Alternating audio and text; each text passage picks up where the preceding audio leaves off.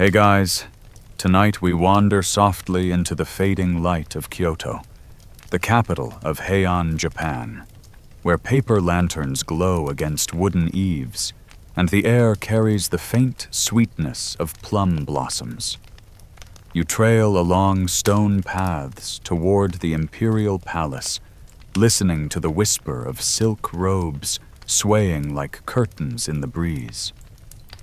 This is the world of Murasaki Shikibu, the woman who, almost by accident, gave us what many call the world's first novel. And yes, before you panic, don't worry, you won't have to survive in 12 layers of brocade robes tonight. Honestly, you probably wouldn't make it 10 minutes. You step into a city where life unfolds at a rhythm utterly unlike ours. Instead of smartphones and morning alarms, people measure their days by the color of the sky, the arrival of the cuckoo bird, or the blossoming of wisteria. The aristocrats of Heian, Kyoto, treat beauty almost like a religion. A misplaced robe color, a poem with the wrong number of syllables, even choosing the wrong incense for the season could ruin your reputation. Imagine if your social life depended on scented candles. That's basically the Heian court. In the streets around you, quiet but purposeful figures drift toward the palace gates. Courtiers trade gossip behind painted fans, their laughter muted but sharp. Somewhere nearby, you hear the scrape of an inkstone, a brush tapping gently as someone composes a poem about the moon rising over a koi pond. Kyoto in the 10th century isn't noisy, but it hums with an energy that never quite stops, a tapestry of ritual, elegance, and subtle competition. Historians still argue whether Murasaki was born in 973 or a little later, but what's certain is that she entered a city already obsessed with art and refinement. She belonged to the powerful Fujiwara clan, though her particular branch was more middle tier than fabulously rich. That meant she grew up with the trappings of nobility, but perhaps not all the luxuries. It's a bit like having royal blood, but realizing your allowance only stretches to generic brand ink. You linger by the Kamo River, where lamps flicker on wooden boats drifting across the water. It's easy to imagine young Murasaki watching such sights, already storing them away, the seeds of stories that would one day take form. The courtly world is demanding, but it's also a canvas. Every gesture, every season, every glance has meaning. She grew up breathing this language of symbols and subtlety. As the night deepens, you pass through a gate into the palace quarter, where manicured gardens spread out like living paintings. The scent of pine mixes with plum blossom, and the gravel crunches softly beneath your feet. Somewhere in the distance, a bell tolls, slow and resonant. You can feel the weight of tradition here, pressing down, but also inspiring. For a girl like Murasaki, sensitive, thoughtful, and perhaps a little out of step with the world, this place was both a cage and a playground. And so, here you are, at the threshold of her life. The glow of lanterns softens. The sound of a brush scratching paper continues into the night, and the city exhales under the pale moon. You are standing in the very dusk that once cradled the beginnings of a novelist's imagination. A twilight where a story destined to echo across centuries was about to take its first breath. You wake the next morning to the faint scent of ink and paper, drifting like perfume through the corridors of a Fujiwara household.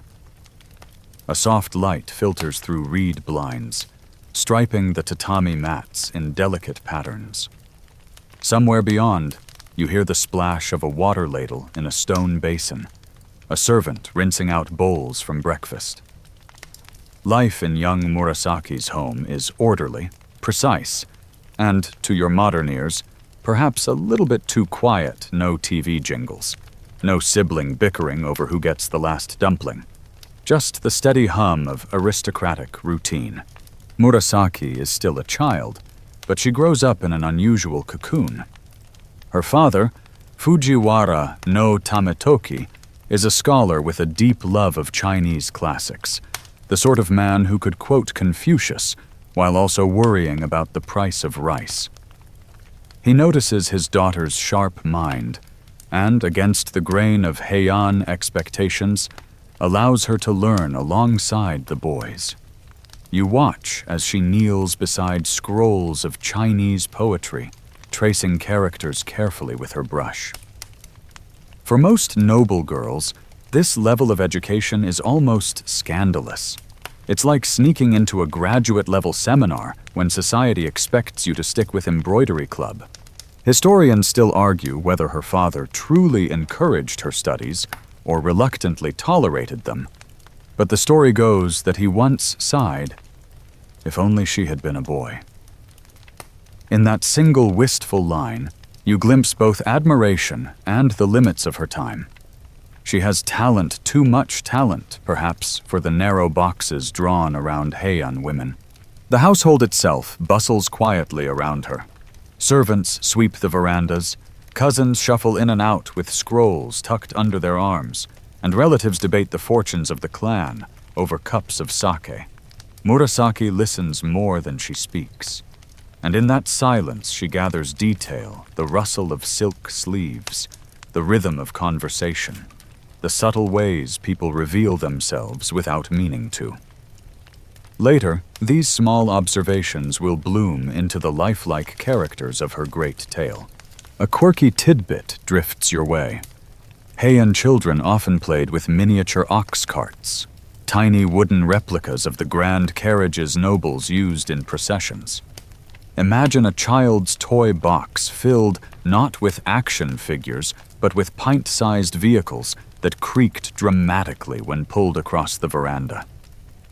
Perhaps Murasaki tugged one along herself, giggling at the thought of a grand lady squeezed inside. Even her play would have been steeped in the symbolism of her world. As you walk through the corridors, you catch sight of her slipping into a corner with a brush and paper, copying lines of verse she isn't supposed to know yet. Knowledge feels like contraband here, thrilling to acquire, dangerous to display. Yet she can't help herself. The scrolls call to her, filled with distant lands, moral lessons, and rhythms of language that resonate like music. In the evenings, as lamps glow softly, the family gathers to recite poetry or play games of wit. Murasaki sits quietly, her eyes following the flicker of flames, her ears tuned to every word. She's not the star of the show yet, but you can feel her sharpening, like a blade quietly being honed in the shadows. And while the household is grand, it is not untouched by uncertainty. The Fujiwara clan dominates politics, but individual fortunes rise and fall like the tides. Murasaki grows up aware that her future may depend less on her gifts and more on the twists of fate. A marriage alliance, a patron's whim, the fickle moods of emperors. It's enough to make anyone anxious, but instead of despair, she reaches for her inkstone. So you follow her deeper into this childhood of scrolls and shadows. You hear the scratch of her brush, see the ink spread dark and glossy on white paper. Smell the faint mineral tang of the ink itself.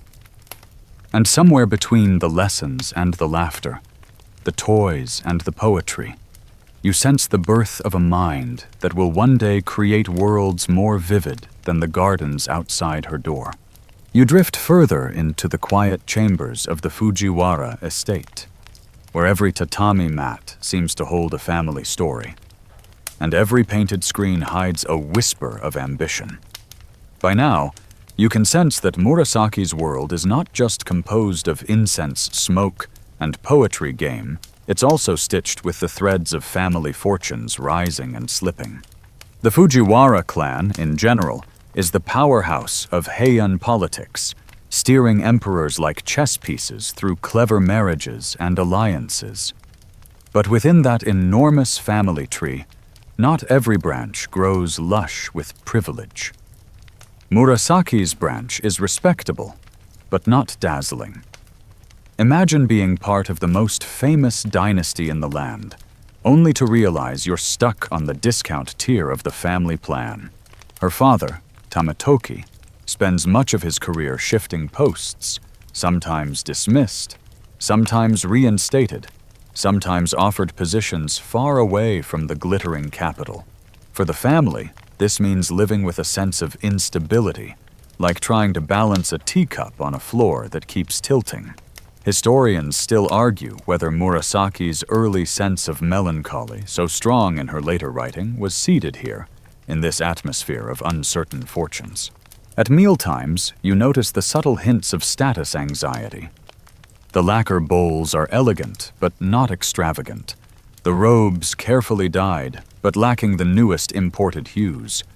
Servants whisper gossip of wealthier relatives across town, who can afford elaborate gardens with streams designed purely for floating poetry downriver.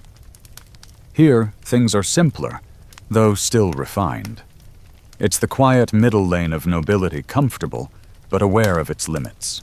And yet, within these limits, Murasaki sharpens her gaze. She watches her father navigate court life, sees cousins rise or fall depending on political tides, and learns to read human ambition like a text. This attention to shifting fortunes will later give her fictional characters depth lords who shine one season and falter the next.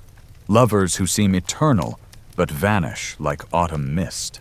One quirky tidbit: families at the Heian court sometimes measured status by the number of layers in a woman's robes. 12 was impressive, but some aristocrats flaunted 15 or more. Imagine a society where your outfit isn't judged by brand labels, but by whether you can physically move under the sheer weight of fabric. For a family like Murasaki's, dressing to impress could be both a performance and a financial strain. In the evenings, as lamps flicker and her father recites lines of Chinese verse, Murasaki sits quietly in the background, her brush hovering above the paper.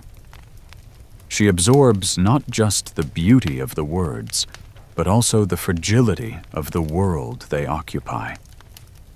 Wealth, honor, and position seem permanent, yet she sees how quickly they vanish. That awareness of impermanence will later drip into every page of her writing, like ink spreading on wet paper. The estate's garden offers her a kind of refuge.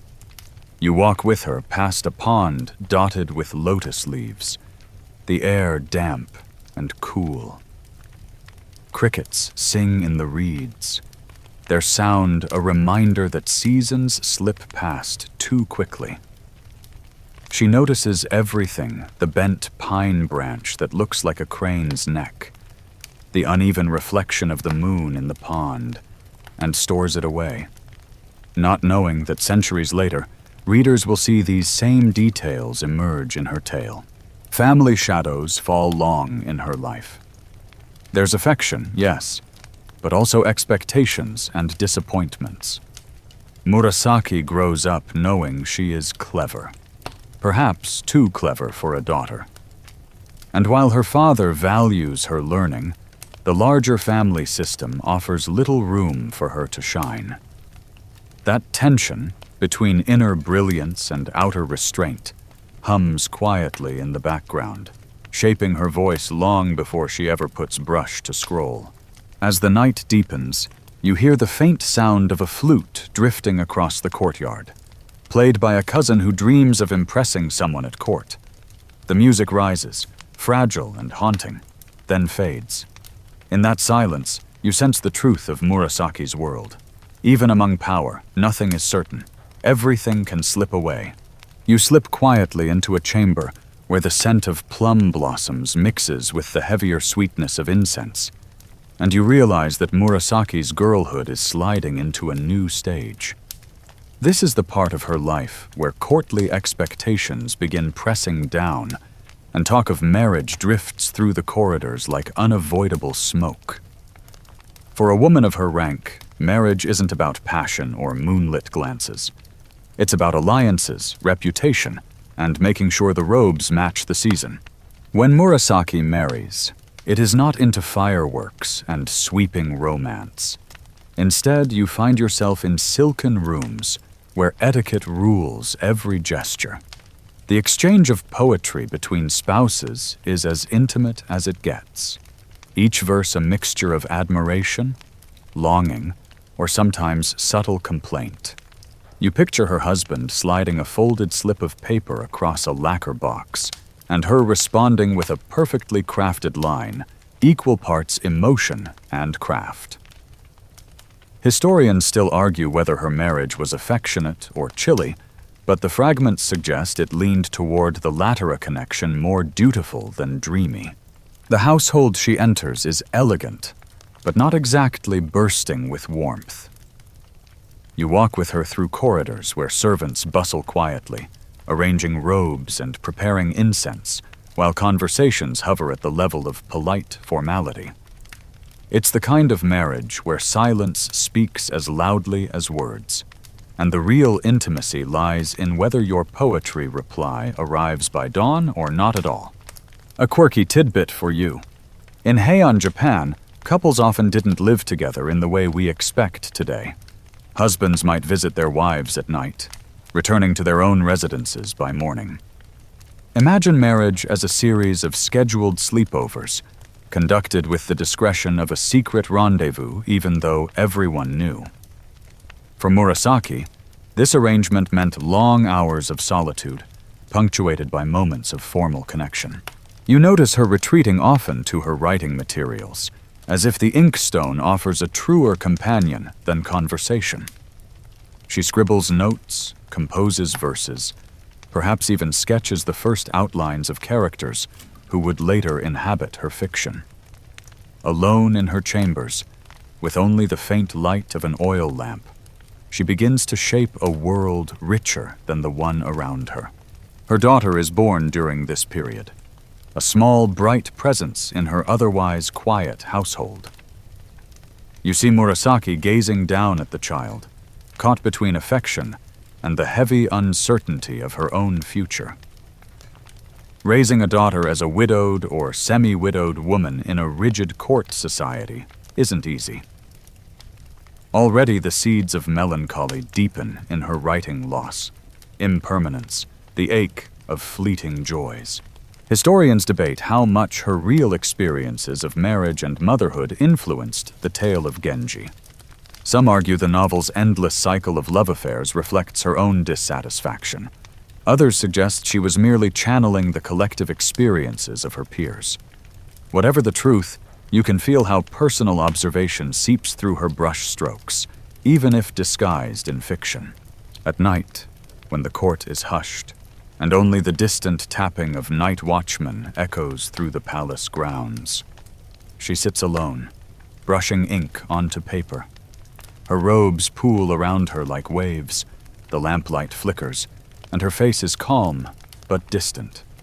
You realize she is already reaching beyond the silken walls, imagining a different kind of intimacy, one written, not lived. So you remain there, in the stillness of her silken rooms, where duty and loneliness coexist.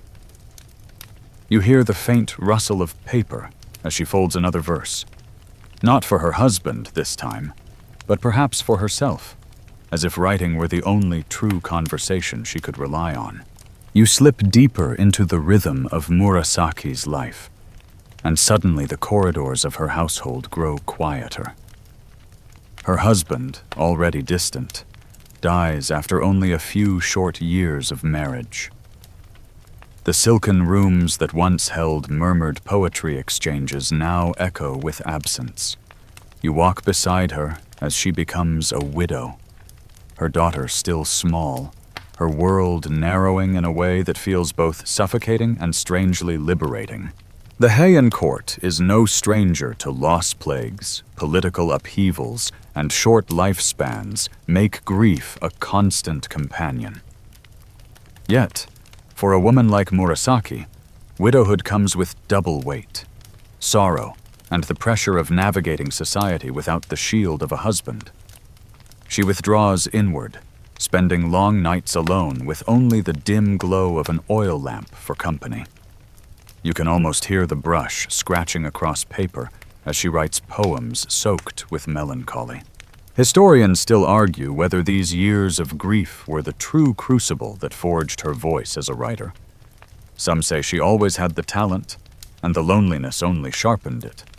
Others argue that it was precisely this retreat, this enforced solitude, that gave her the time and perspective to create.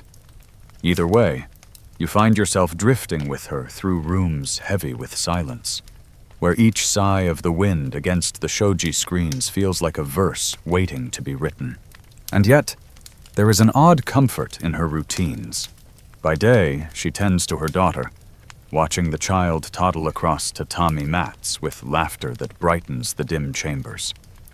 By night, she turns again to books and inkstones, losing herself in the classics she learned as a girl. A quirky tidbit. Heian aristocrats sometimes used dried chrysanthemum petals mixed into their ink for fragrance. Imagine her writing in a room that smells faintly of flowers and soot, her sorrow tempered by beauty.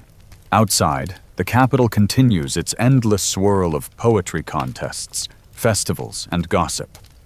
But Murasaki moves through it like a ghost, rarely venturing far, her focus turned inward. When she does appear at gatherings, she is quiet, reserved, her intelligence noticed, but not flaunted. People whisper about her wit, her learning, unusual in a woman, and her sharp eyes that miss nothing. You sit with her in the evenings, as she gazes out into the garden. The pond reflects a thin moon, and crickets sing steadily in the reeds. She whispers lines of poetry under her breath, her voice soft as falling petals. Some verses are about love lost, others about the fleeting nature of beauty. They are personal, yes, but also universal themes that will later flow like a river into the sweeping narrative of her great work. In these years of widowhood, solitude becomes both a burden and a gift. She is free from the obligations of marriage, but caught in the grip of longing for companionship, for meaning, for expression. Her brush becomes her truest companion. The ink spreads across the paper, black and glossy, each character a doorway into another world.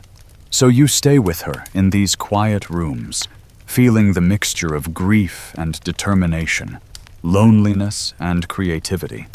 You sense that something is forming in the silence, something larger than a poem or a fleeting verse. A story is gathering in her heart, waiting for the moment when it will spill into the world, like a lantern's flame breaking through the dark. You linger in the hush of her quiet rooms, and then you feel it, the stirrings of something new. At first it is just a whisper, a fragment of a character, a scrap of dialogue imagined as she folds her robes at night. But soon, those fragments swell into larger visions. This is the moment when Murasaki's mind begins shaping the Tale of Genji, the novel that will ripple through centuries like a stone tossed into a pond. She sits at her low writing table, sleeves tucked neatly aside, inkstone ready. The brush moves slowly at first, as though testing the waters, sketching out scenes of courtly life she knows so well. Moonlit gardens, lovers exchanging secret poems, nobles fretting over their reputations. But unlike the polished verses traded in palace corridors, her writing grows longer, more detailed, more daring. Instead of a fleeting haiku, it is an unfolding tapestry. Historians still argue whether Murasaki truly intended to invent a new genre, or if she simply wrote for her own solace, never imagining the scale of what she was creating. Was Genji a deliberate masterpiece, or just an accidental marathon of storytelling? Either way, you watch her brush flow across the paper, her thoughts gathering into the figure of Hikaru Genji, the shining prince who embodies both beauty and impermanence. A quirky tidbit slips in here.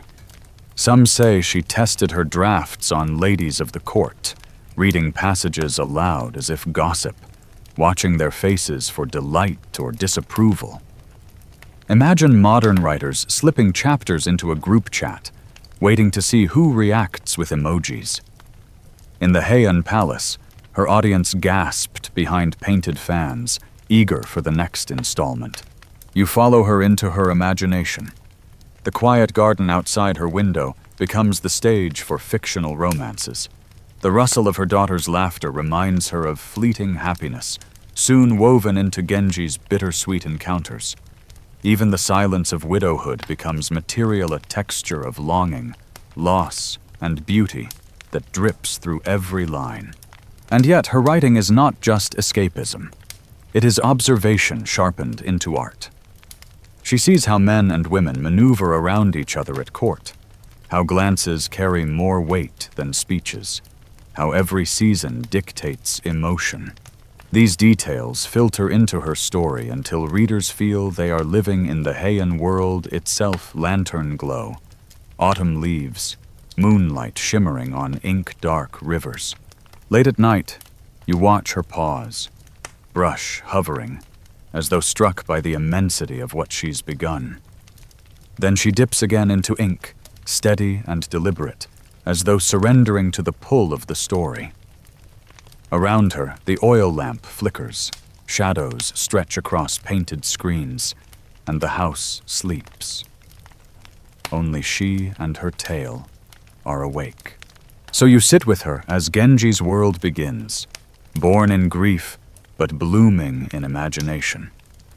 You can almost feel the pages piling up beside her, each one a bridge from her solitude to something far greater, a story so vivid that even now you are standing inside its glow. You leave behind the solitude of her private rooms and step into the gilded heart of Kyoto, where palace corridors echo with laughter, gossip, and the soft shuffle of silk slippers. Murasaki has entered service as a lady-in-waiting to Empress Shoshi, and suddenly her world expands from quiet ink and garden ponds to the constant hum of court life. By day, she navigates endless ceremonies, adjusting her sleeves to perfection and bowing at the correct angle. By night, she retreats into candlelit chambers where whispers float like smoke. Who wore the wrong color robe? Who sent a scandalous poem? Who secretly wept during a music contest? The Heian court is a world where everyone seems serene, but beneath the lacquer and incense lies fierce competition. Murasaki watches it all with sharp, quiet eyes. Historians still argue whether she was chosen for her intellect, her writing, or simply because her Fujiwara connections made her useful to the Empress. Whatever the reason, she fits awkwardly but unmistakably into this polished society. Too intelligent to fade into the background, too reserved to join the loudest gossipers, she becomes a presence people notice but can't quite categorize. Her brush, of course, never rests. While other ladies exchange playful verses, she is secretly extending her tale. In the Empress's apartments, she slips chapters of Genji into circulation, sometimes aloud, sometimes passed hand to hand like contraband sweets. A quirky tidbit. Courtiers were so eager for the next installment that some sent servants running to her chambers to beg for pages, as if she were running the Heian equivalent of a Netflix cliffhanger. The palace itself is a sensory feast. You walk through galleries where incense burns in elaborate combinations, so subtle that connoisseurs can guess the blend blindfolded. You sit through evenings of music where the koto thrums like flowing water, or the flute pierces the hush like a bird at dawn. Every detail, from the way a fan is held to the sequence of colors in layered robes, becomes material for Murasaki's expanding narrative. And yet, she often feels apart from it all. The courtiers live for flirtation, status games, and elegant distractions. Murasaki, though, quietly observes, weighing the vanity and longing she sees. She is less participant than chronicler. storing each sigh and smirk away for her story. One evening, as the moon glows above the palace roof tiles, she smiles faintly at the drama unfolding around her. It is already material for Genji's world. Still, the court can be exhausting. The constant performance, the need to sparkle with wit, the pressure of living inside a theater of etiquette, it wears on her. But you notice that instead of dimming, it sharpens her imagination. Every corridor, every ritual, every sidelong glance becomes fuel for her brush. So you follow her deeper into the Empress's service, surrounded by painted screens, hushed laughter, and music drifting late into the night. You can sense that this is the crucible of her writing, a place of beauty and absurdity, intimacy and performance, where the shimmering dream of the tale of Genji takes its richest shape. The corridors of the palace hum like a beehive now, each room buzzing with chatter about the latest scroll of Genji passed hand to hand. You follow the whispers that trail like smoke, until you find clusters of courtiers leaning over folded paper, fans half raised to hide their smirks. Someone sighs dramatically at a particularly romantic passage, while another mutters that it's all far too scandalous. Murasaki's tale, once confined to her lamplight desk, has slipped into the bloodstream of court life. The ladies-in-waiting are her most enthusiastic readers. They recite sections in sing-song voices late into the night, turning scenes into entertainment, gossip, and subtle commentary on their own lives. Imagine a group of friends binging a drama series, then debating whether the hero's new lover was really worth it. Genji is that drama only set in the world they already inhabit. Historians still argue whether Murasaki released chapters deliberately, testing her audience, or whether the pages escaped her hands in the way gossip always does. But one thing is certain: the court is hooked. Nobles beg for more, rivals roll their eyes, and even the emperor is rumored to have listened in.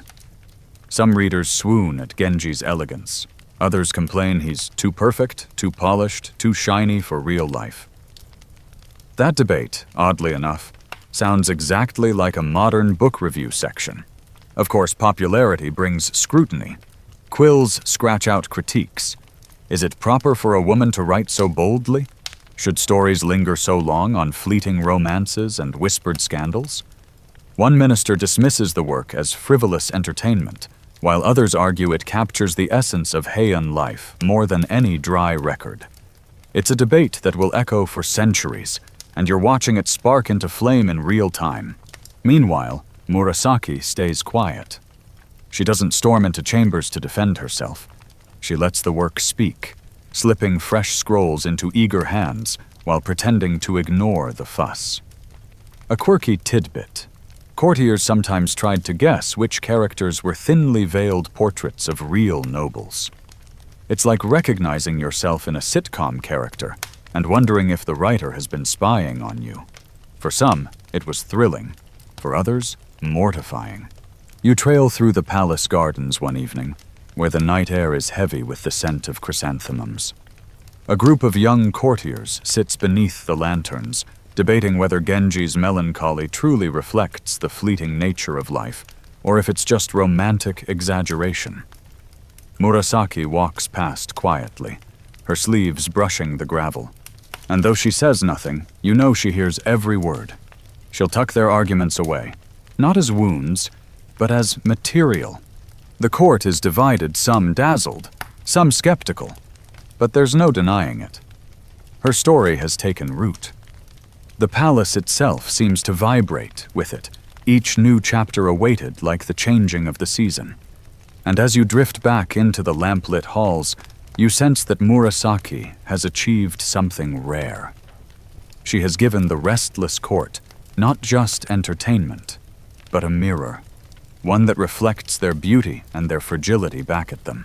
You find yourself in quieter rooms now, far from the chatter of courtiers and the echo of debates in candlelit halls. Time has passed, and Murasaki no longer moves with the same restless urgency of her earlier years at court. Instead, her steps are slower, her sleeves heavier, her gaze softer. The palace still hums with its endless ceremonies, but you can sense that she inhabits it differently now, half within it, half beyond. Her daughter is growing, her duties less consuming, and the swirl of gossip that once carried her story has faded into something more enduring.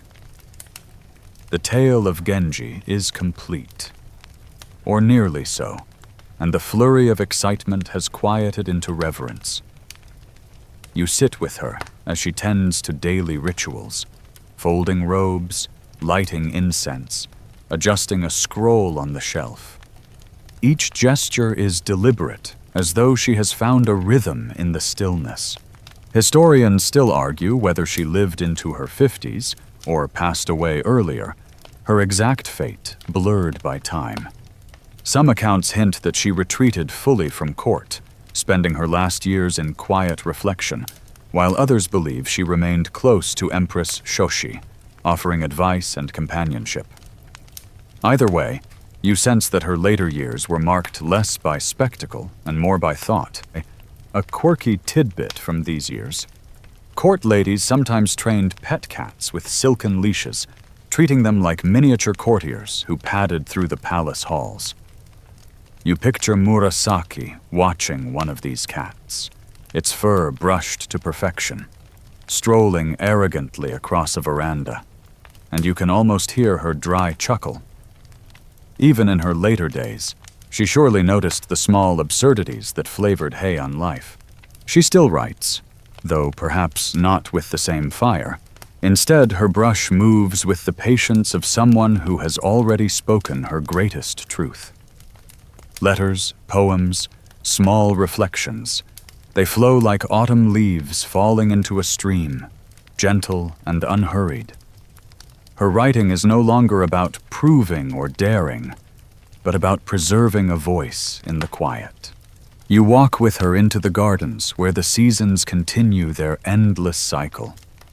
Plum blossoms return, then scatter.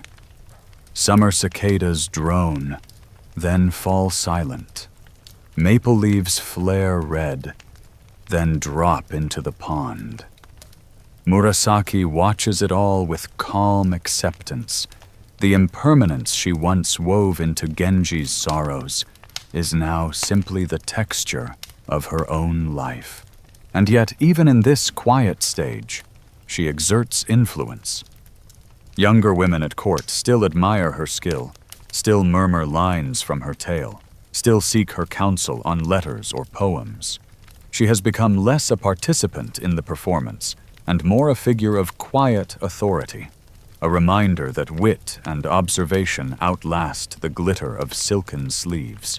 So you remain with her in these rooms, where the laughter of earlier days has faded into the distant hum of memory. The lamp burns low, the ink dries slowly, and her presence feels both fragile and steady. She has stepped into the later chapters of her own life, where the story is less about action and more about the gentle weight of reflection. The rooms are hushed now, their lacquered panels gleaming in the dim lamplight. You sense that the long arc of Murasaki's life is tapering into its final chapters, yet the story she created is only just beginning its journey. The scrolls of the Tale of Genji have left her chambers, spreading through the capital like drifting cherry blossoms, carried in the hands of readers who whisper and sigh. Over every page, you walk through the palace gardens once more, where moonlight brushes the gravel path's silver. Courtiers still murmur about her tale, though by now it has become more than gossip. It is a touchstone, a mirror of their own longings, a reminder of the fragility of beauty and the brevity of life. Historians still argue whether Murasaki understood the full impact of her work, but you can feel it. The resonance of her voice has slipped free of her lifetime. In the quiet of her later days, She must have known that her words would endure. Perhaps she saw a lady reciting one of her passages to a small audience, or overheard a poem composed in reply to a Genji scene, and realized the story had taken root beyond her control. That realization must have been both humbling and surreal, like watching a lantern you've lit drift away on the river, glowing brighter as it floats out of sight. A quirky tidbit lingers with you. Centuries later, readers in distant lands compared Genji's flowing narrative to Western epics, astonished that such a work could emerge from an 11th century court lady. Even today, scholars debate whether she truly invented the novel, but in these lamplit gardens, labels don't matter. What matters is the way her words still breathe, still shimmer like silk in candlelight. You wander through the seasons with her one last time. Plum blossoms return and scatter, just as they did in her youth. Cicadas sing, autumn leaves flare red, snow falls soft across the roof tiles. Each change feels slower now, stretched into the rhythm of reflection. The court still hums around her, but she walks through it like a shadow, content to let the story speak louder than her own presence.